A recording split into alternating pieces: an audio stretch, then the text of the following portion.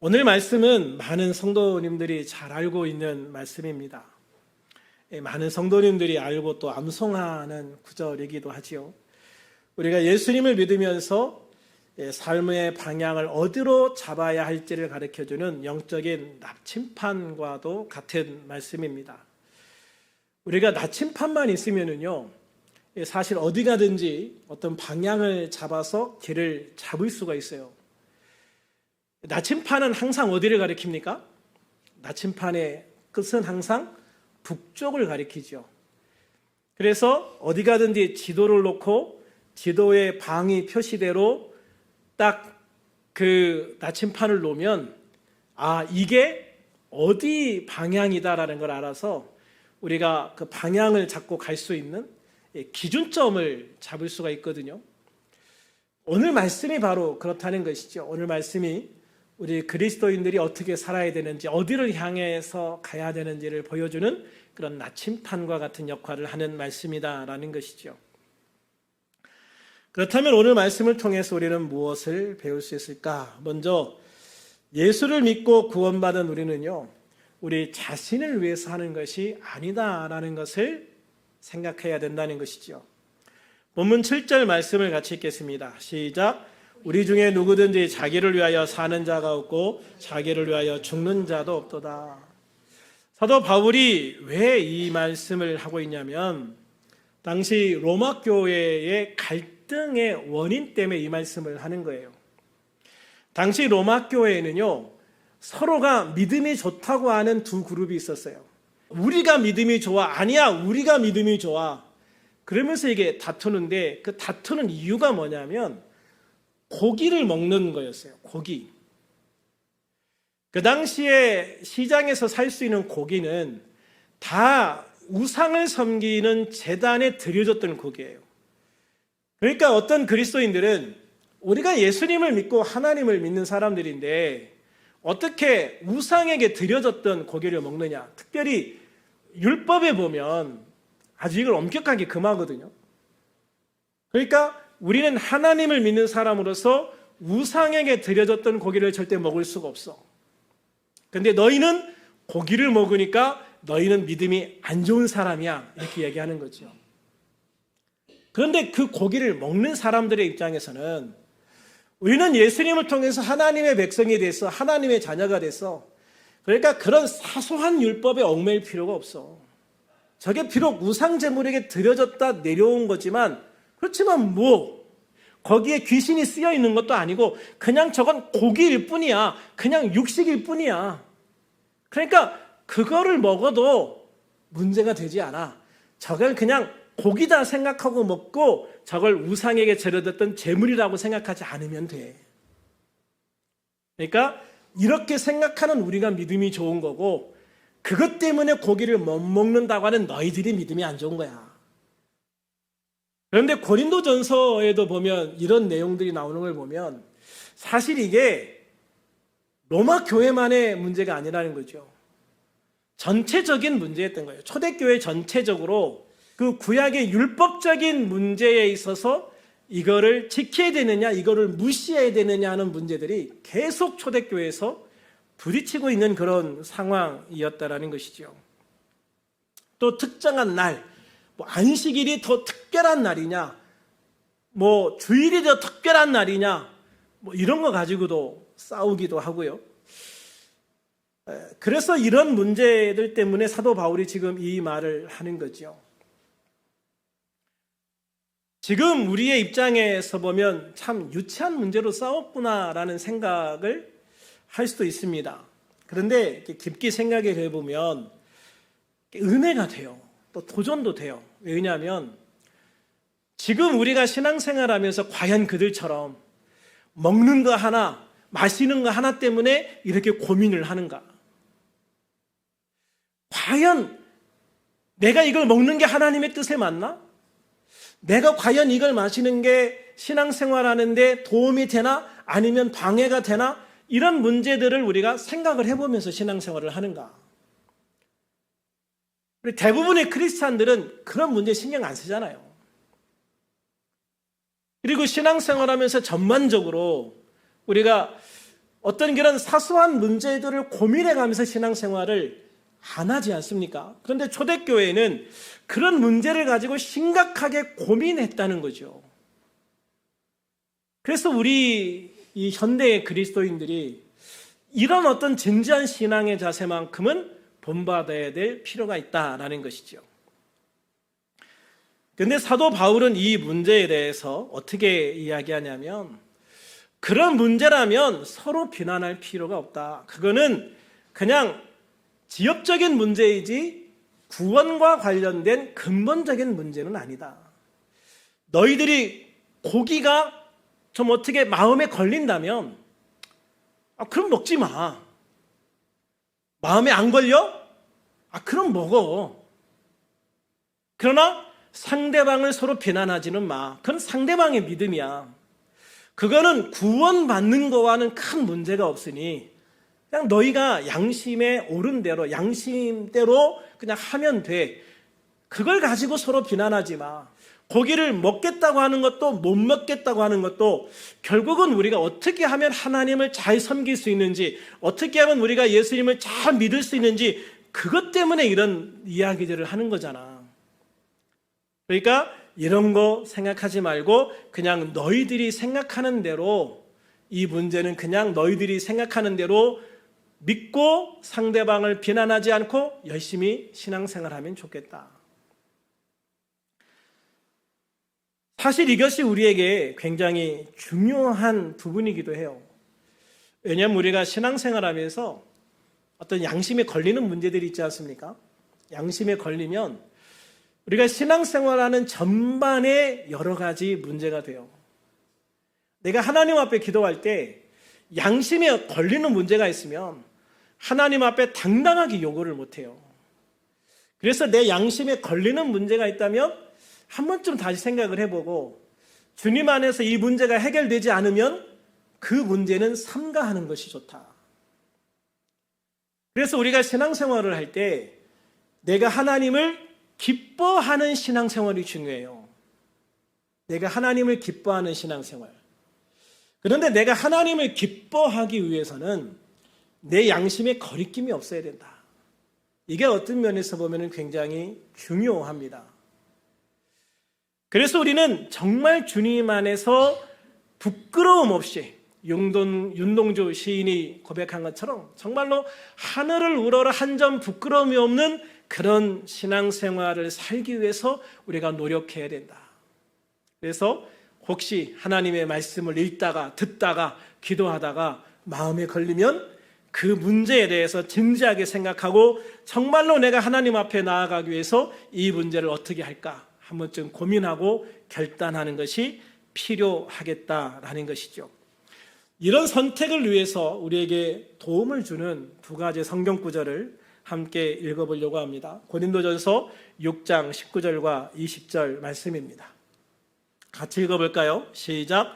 너희 몸은 너희가 하나님께로부터 받은 바 너희 가운데 계신 성령의 전인 줄을 알지 못하느냐.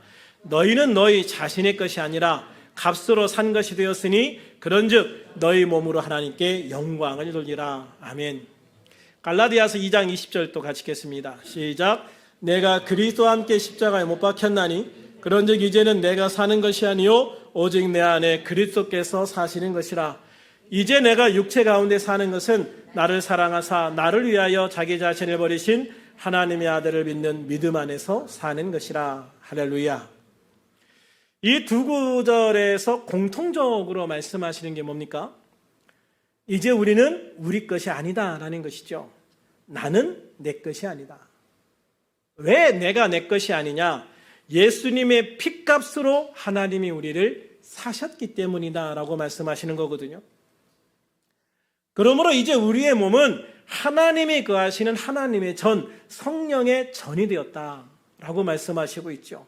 그로 인해서 우리는 내가 아닌 나를 위하여 십자가에서 죽으신 예수님, 나에게 영원한 생명을 주신 예수님, 나에게 천국을 주신 예수님을 위해서 예수님을 믿는 믿음 안에서 살아가는 존재가 되었다라고 말씀하고 있는 거예요. 우리의 삶의 무게중심이 나라고 하는 존재에서 주님에게로, 예수님에게로 옮겨가야 한다는 것을 말씀하시고 있는 거죠. 이제 예수님이 나의 주인이시기 때문입니다. 그래서 본문 8절에서는 이렇게 말씀합니다. 우리가 살아도 주를 위하여 살고 죽어도 주를 위하여 죽나니 그러므로 사나 죽으나 우리가 누구의 것이다? 주님의 것이다 라고 말씀하고 있죠. 내가 사나 죽으나 주님의 것이다. 이제는 내가 나의 것이 아니고 내가 살아있어도 죽어있어도 주님의 것이다 라고 고백하고 있는 거예요. 그렇습니다. 우리가 살아도 주를 위하여 살고 죽어도 주를 위하여 죽는다는 이 말씀은 그리스도인의 삶의 궁극적인 목적이 주님께 있음을 고백하는 거예요. 나침판의 바늘이 항상 북쪽을 가리키고 있듯이 우리의 영적인 나침판이 항상 주님을 가리키고 있어야 된다. 그래서 우리는 항상 주님을 향해서 나아갈 수 있는 그런 성도가 되어져야 된다고 하는 것이죠. 우리가 살아 숨쉬는 동안 우리의 모든 생각과 말과 행동이 주님의 영광을 드러낼 수 있고 주님의 뜻을 이루는 데 초점이 맞추어져야 한다는 말씀이에요. 그래서 골로새서 3장 17절은 또 무엇을 하든지 말에나 일에나 다 주 예수의 이름으로 하고 그를 힘입어 하나님 아버지께 감사하라 라고 말씀하고 있는 거예요. 다시 말하면 무엇을 하든지 다 하나님 앞에서 행하는 것처럼 해라. 그러니까 여러분, 우리가 살아가면서 때로는 그냥 습관처럼 그냥 해야 되니까 해야 되는 부분들이 있어요. 그런데 정말로 내가 신앙인으로서 내가 하나님의 뜻을 따르려고 하다 보니까 방법이 생기는 거고 길이 열리는 거예요.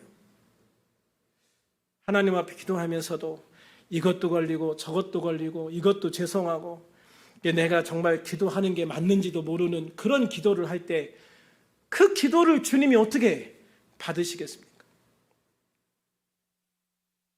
심지어 사도 바울은요, 죽음까지도 주님을 위한 것이다라고 말씀하고 있어요. 저는 문자적으로 내가 순교를 당하겠다 이렇게 얘기하는 게 아니에요.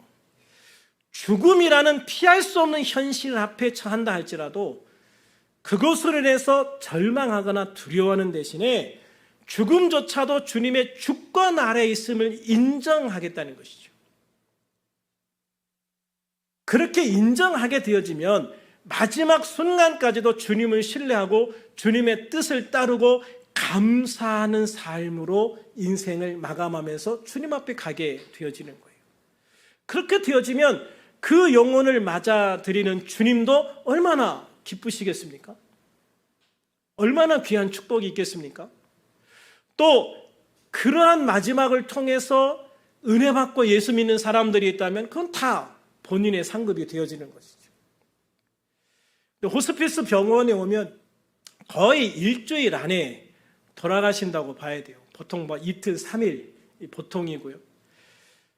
그런데 예수님을 잘 믿는 사람들, 이런 사람들이 오면 정말 다르다. 그리고 그런 분들이 예수님 안에서 믿음으로 소망을 가지고 마지막 딱 죽어가는 모습을 보면서 그걸 바라보는 모든 가족들이 은혜를 받는다는 거예요.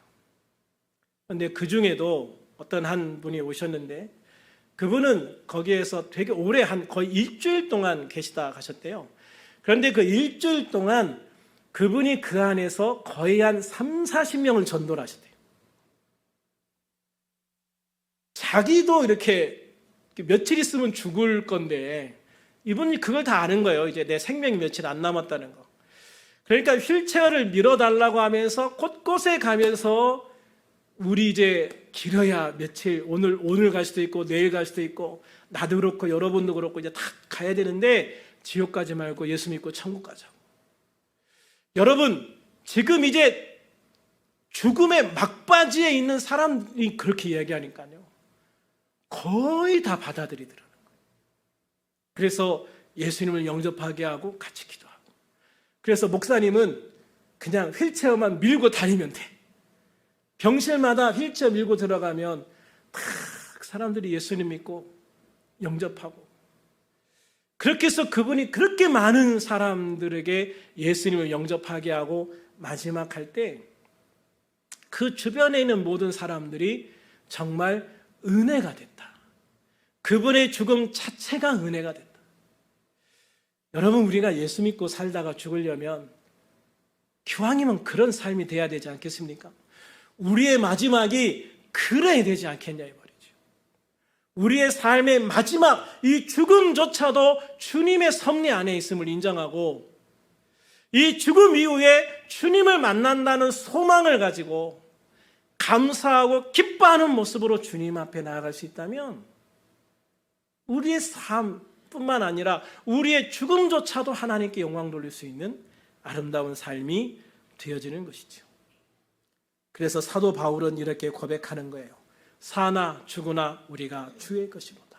할렐루야. 사나 죽으나 우리가 주의 것이로다. 이 선언은 우리의 존재 자체가 근본적으로 하나님의 소유임을 분명하게 보여주는 것이죠. 그래서 우리 인생은 내게 아니다. 누구 거다? 내 인생은 주님의 것이다. 이걸 인정하는 순간 우리의 삶은요, 굉장히 편안해지고 행복해지게 되는 거예요. 그래서 주님께 나의 인생을 맡기고 살아가면은요, 주님은 우리의 인생 자체를 우리 인생의 가장 귀한 절정을 향해서 인도해 가셔요. 가장 아름다운 또 가장 귀한 주님이 우리 삶 속에서 이루어질 수 있는 최선의 삶과 최고의 길로 우리를 인도해 주신다. 내가 가려고 하면 실수할 때도 있고 잘못 들어갈 때도 있고 결국은 거기에 못 갈 수도 있는데 내가 주님 앞에 나의 삶을 인정하고 주님 앞에 나의 모든 것을 맡겨드리면 주님은요, 우리를 그렇게 정말 귀한 삶으로 인도해 주셔요. 그러면 우리의 삶에서 경험하고 겪어야 될 수많은 아픔과 고통들을 겪지 않을 수 있어요. 우리 주님께서 우리를 연단하시기 위해서 주는 시련이 간혹 있습니다. 그러나 여러분, 그거는 정말 드문 거예요. 우리의 삶 속에서 당하는 많은 시련, 아픔들은요, 결국은 내가 길을 잘못 들었기 때문에 당하는 게 대부분이에요. 근데 길을 잘못 들어놓고 하나님을 원망하죠. 그런데 그런 모습을 보면서 주님은 뭐라고 그러실까요? 야, 내가 인도하는 길로 안 가고 네가 좋다고 하는 길로 네 마음대로 가놓고 왜 나를 원망해? 나는 그 길로 너를 인도하지 않았어. 나는 그 길로 너를 가라고 하지 않았어. 내가 가라고 한 길은 이쪽 길인데 네가 굳이 그 길을 가서 어려움을 자처했잖아. 지금이라도 돌아서 나와. 지금이라도 돌아서 나와서 내가 가르쳐주는 길로 가. 그러면 너는 정말로 내 인생에서 최고의 길을 가게 될 것이고 그 최선의 삶을 누리게 되어질 거야. 할렐루야. 주님은요, 우리에게 그런 삶을 허락해 주시기 위해서 십자가에서 죽으시고 부활하신 거예요. 9절 같이 읽어봅니다. 시작. 이를 위하여 그리스도께서 죽었다가 다시 살아나셨으니 곧 죽은 자와 산 자의 주가 되려 하심이라. 할렐루야. 예수 그리스도께서 십자가에서 죽으시고 3일 만에 부활하신 이유는 인류 역사상 가장 위대한 구원 사역을 이루기 위함이시고 동시에 우리의 삶과 죽음의 의미를 완전히 바꿔놓기 위한 것이었어요. 왜 예수님께서 죽으셨다가 살아나셔야 했습니까? 그것은 바로 죽은 자와 산 자의 주님이 되시기 위함이었다. 할렐루야. 주님은요, 죽음을 이기시고 부활하심으로 사망 권세를 깨뜨리셨어요. 그래서 진정한 생명의 주인이 되셨다고요. 부활하신 예수님은 더 이상 죽음의 권세 아래 있지 않아요. 오히려 죽음과 생명 모두를 다스리는 유일한 주님이 되신 것이죠. 그러므로 십자가에서 죽으시고 3일 만에 다시 살아나신 예수님은 살아있는 자들의 주님이실 뿐만 아니라 죽은 자들의 주님도 되시는 걸 믿으시기를 바랍니다. 이 말씀은 우리에게 엄청난 위로와 소망을 주는 거예요. 우리가 살든지 죽든지 주님의 손 안에 있음을 확신할 수 있기 때문입니다. 우리 주 예수님의 죽음과 부활을 통해서 우리에게 주신 이 귀한 은혜는요, 결코 빼앗길 수가 없어요. 결코 누구도 빼앗아갈 수가 없어요. 그만큼 우리에게 주신 주님의 이 은혜는 확고한 거예요. 분명한 거예요. 확실한 거예요. 로마서 8장 38, 39절 같이 읽어볼까요? 시작. 내가 확신하노니 사망이나 생명이나 천사들이나 권세자들이나 현재일이나 장래일이나 능력이나 높음이나 깊음이나 다른 어떤 피조물이라도 우리 주 예수 그리스도 안에 있는 하나님의 사랑에서 끊을 수 없으리라. 할렐루야. 내가 확신한다. 내가 확신한다. 확실하다. 그럴 걸 아닙니다. 어떤 아주 유명한 절의 스님이 강연하면서 질문을 받는데 그 중에 온 사람이 자기 어머님이 돌아가셨는데 천국에 계시겠죠? 이렇게 물어보더라고요. 그러니까 스님이 뭐라고 그랬을까요? 그냥 천국에 있다고 생각해라. 지옥에 있다고 생각하면은 당신 마음이 지옥이 될 거 아니냐. 그러니까 당신 마음이 천국이 되기 위해서 그냥 우리 어머니 천국에 계시다 이렇게 생각해라. 여러분, 그건 말도 안 되는 거예요.